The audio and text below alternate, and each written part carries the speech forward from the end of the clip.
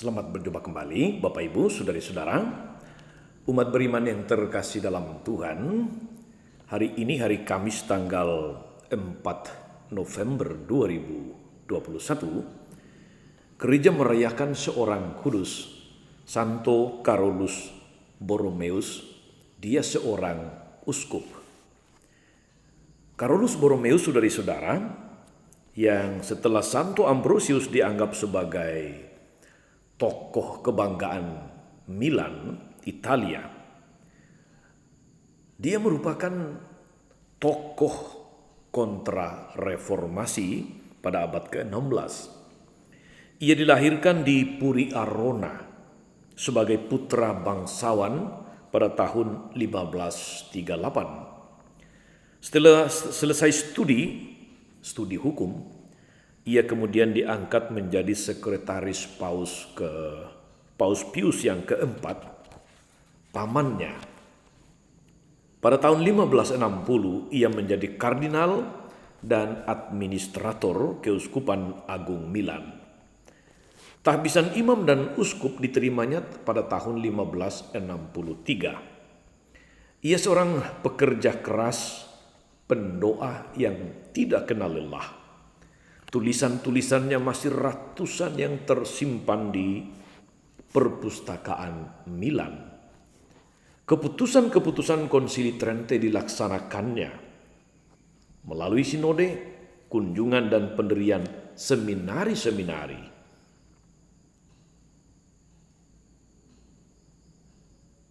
Ia membaharui klerus, para imam, membaharui reksa pastoral. Tetapi meskipun demikian, saudari-saudara, orang-orang miskin dan menderita, mereka yang sakit, tidak lepas dari perhatiannya. Itu sebabnya sekarang kita tahu tarekat atau kongregasi CB atau Carolus Borromeus berusaha untuk menghidupi spiritualitas dan perhatian Santo Carolus Borromeus dengan mendirikan rumah-rumah sakit, yayasan-yayasan sosial yang menangani orang-orang miskin, orang-orang yang menderita. Ketika wabah pes berjangkit siang malam, Carolus Borromeus siap di rumah sakit. Dan dalam usia yang relatif muda, 46 tahun, Carolus Borromeus meninggal dunia. Saudari-saudara umat beriman yang terkasih dalam Tuhan, saya Romo Agus CSSR mengajak saudari-saudara hari ini bersamaan dengan gereja merayakan Santo Carolus Borromeus. Kita mendengar dan merenungkan Injil Lukas bab 5 ayat 1 sampai 10. Kita mendengarkan firman Tuhan. Dalam nama Bapa dan Putra dan Roh Kudus. Amin. Para pemungut cukai dan orang-orang berdosa biasa datang kepada Yesus untuk mendengarkan Dia. Maka bersungut-sungutlah orang-orang Farisi dan ahli Taurat, katanya, orang ini menerima orang-orang berdosa dan makan bersama dengan mereka. Maka Yesus menyampaikan perumpamaan berikut kepada mereka.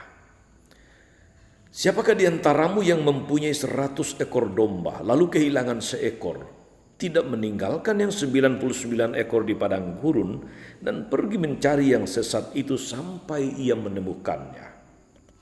Dan kalau ia telah menemukannya, ia lalu meletakkan di atas bahu dengan gembira. Setibanya di rumah, ia memanggil sahabat-sahabat dan tetangga-tetangganya serta berkata, bersukacitalah bersama aku, sebab dombaku yang hilang telah kutemukan. Aku berkata kepadamu, demikian juga ada sukacita di surga, karena satu orang berdosa yang bertobat, lebih daripada sukacita karena 99 orang benar yang tidak memerlukan pertobatan. Atau wanita manakah yang mempunyai 10 dirham lalu kehilangan satu di antaranya, tidak menyalakan pelita dan menyapu rumah serta mencarinya dengan cermat sampai ia menemukannya. Dan kalau telah menemukannya, ia memanggil sahabat-sahabat dan tetangga-tetangganya serta berkata, "Bersukacitalah bersama aku, sebab dirhamku yang hilang telah kutemukan." Aku berkata kepadamu, demikian juga akan ada sukacita pada malaikat Allah karena satu orang berdosa yang bertobat. Demikianlah Injil Tuhan. Saudari-saudara, umat beriman terkasih dalam Tuhan kita Yesus Kristus, perikop Injil hari ini diawali dengan satu kalimat yang menyentuh, satu kalimat yang membuat orang-orang yang hidup pada zaman Yesus menyaksikan sesuatu yang baru, yang tidak biasa. Suatu pemandangan yang aneh, asing di mata mereka. Dikatakan demikian saudari-saudara. Para pemungut cukai dan orang-orang berdosa biasa datang kepada Yesus untuk mendengarkan dia. Ini kalimat yang sangat bagus. Para pemungut cukai dan orang-orang berdosa. Ini adalah kelompok yang seringkali dihakimi, dijauhi oleh orang-orang Farisi, ahli-ahli Taurat yang merasa dirinya sebagai kelompok yang suci, kelompok yang taat pada hukum Taurat. Karena itu kalimat ini lalu membawa sesuatu yang luar biasa saudari-saudara. Karena baru pada zaman Yesus atau ketika Yesus tampil di muka umum, orang-orang Farisi, maksud saya para pemungut cukai dan orang berdosa datang kepada Yesus untuk mendengarkan dia. Pertanyaannya, mengapa mereka tidak datang kepada orang Farisi, kepada para ahli Taurat, ahli kitab untuk mendengarkan mereka? Tentu ada alasan saudari-saudara, bahwa cara orang Farisi ahli Taurat mentreatment orang-orang berdosa, kita tahu yang ada adalah penghakiman, yang ada adalah penegakan hukum. Singkirkan, kucilkan mereka yang melanggar peraturan, mereka yang dianggap orang berdosa. Tidak boleh makan bersama dengan mereka karena orang yang tidak berdosa akan ikut najis. Tetapi Yesus datang dengan satu pendekatan yang baru. Dia mau berjumpa dengan orang berdosa. Dia menyapa mereka. Bahkan dia mau makan bersama-sama dengan mereka. Sesuatu yang oleh orang-orang Farisi dan ahli Taurat itu tidak mungkin. Itu sebabnya saudari-saudara saya katakan kalimat pembuka ini mengandung suatu daya rohani yang luar biasa, yang menggerakkan sehingga orang-orang berdosa dan pemungut cukai mau datang kepada Yesus. Mengapa? Karena dalam Yesus mereka diterima. Dalam Yesus atau pada Yesus, bersama Yesus, mereka tidak dihakimi. Bersama dengan Yesus mereka merasa dijamah, disentuh.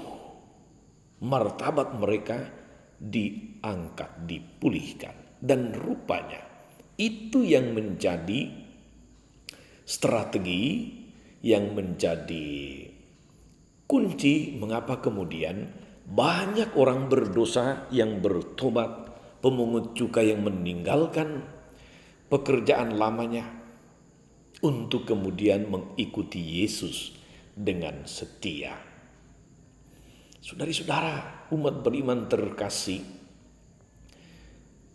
dari perikop ini bisa saya katakan ada dua golongan.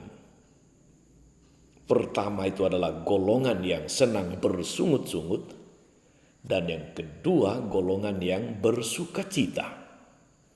Golongan yang bersungut-sungut adalah golongan ahli Taurat, orang Farisi, Yang cenderung menghakimi, suka menghukum. Yang cenderung mengucilkan dan suka sekali untuk memvonis orang berdosa. Mereka sangat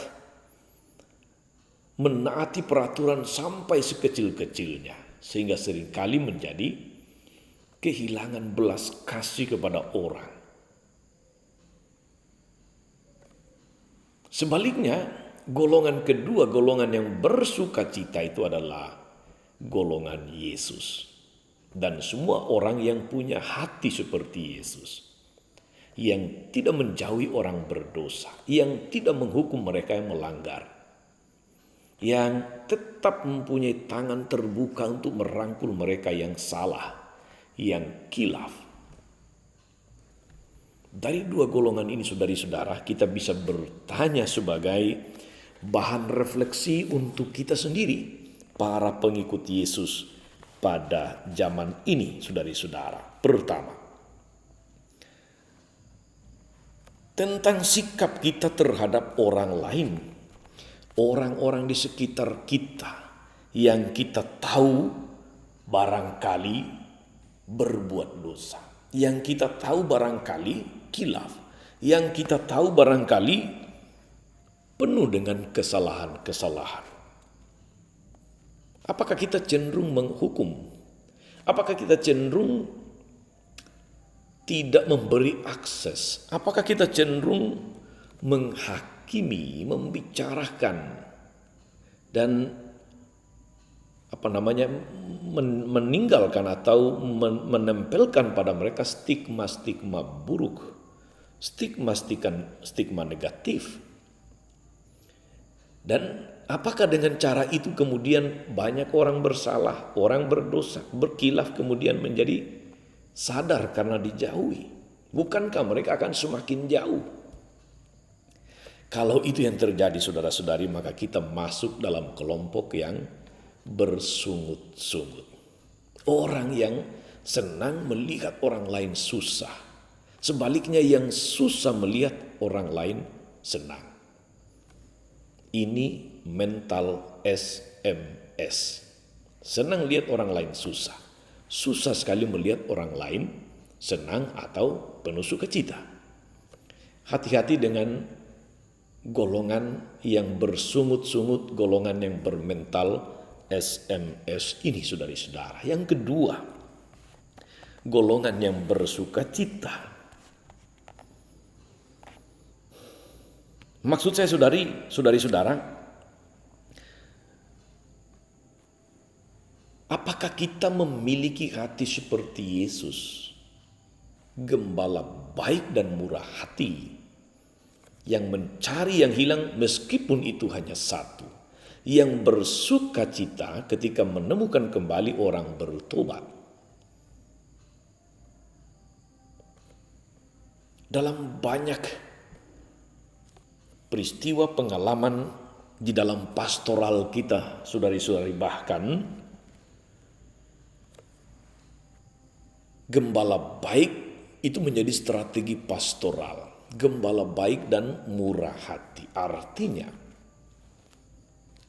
kita diajak untuk memiliki hati seperti Yesus yang suka mencari yang hilang, merangkul mereka yang menjauh, menjamah, menyentuh hati mereka yang barangkali sudah jauh dari Tuhan.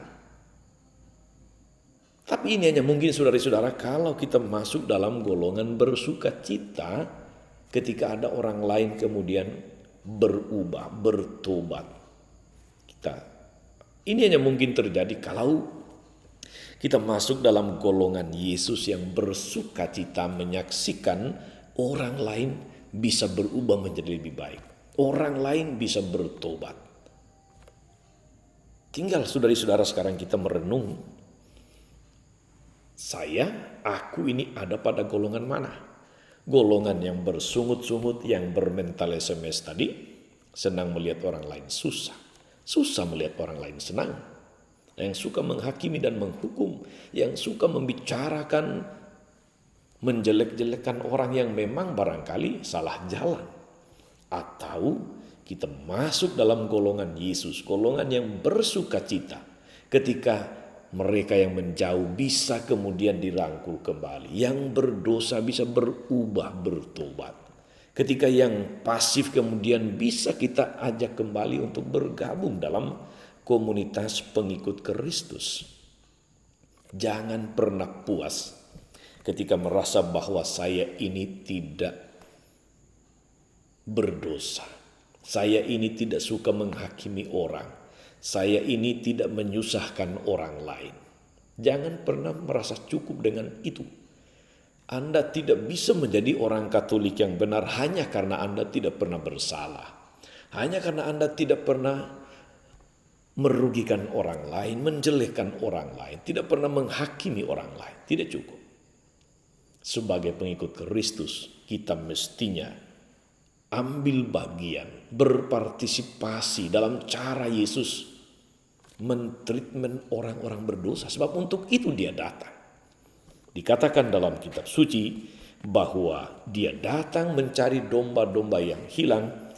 Dia menyelamatkan mereka, dia memulihkan mereka yang sakit, memanggil orang berdosa supaya bertobat. Ini adalah karakter Yesus. Moga-moga saudara-saudara kita berusaha untuk sedikit demi sedikit terus menuju kepada golongan yang bersukacita, golongan Yesus.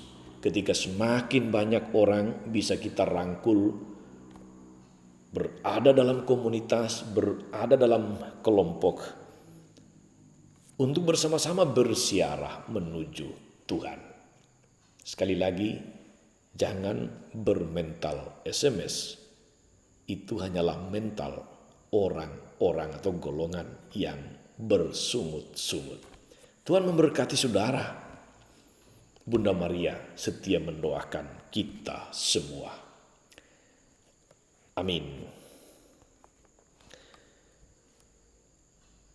Allah Bapa yang penuh kasih, Engkau Bapa yang penuh kerahiman, yang tidak pernah menunda pengampunan-Mu saat kami datang dan memohon belas kasih-Mu.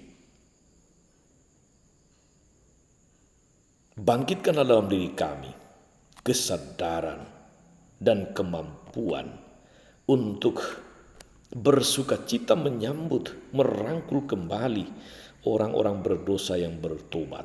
Jauhkan kami dari mental SMS, dari perilaku-perilaku yang cenderung merasa diri lebih baik, merasa diri lebih kudus, lebih taat, dan kemudian menghakimi orang-orang lain yang kami anggap bersalah.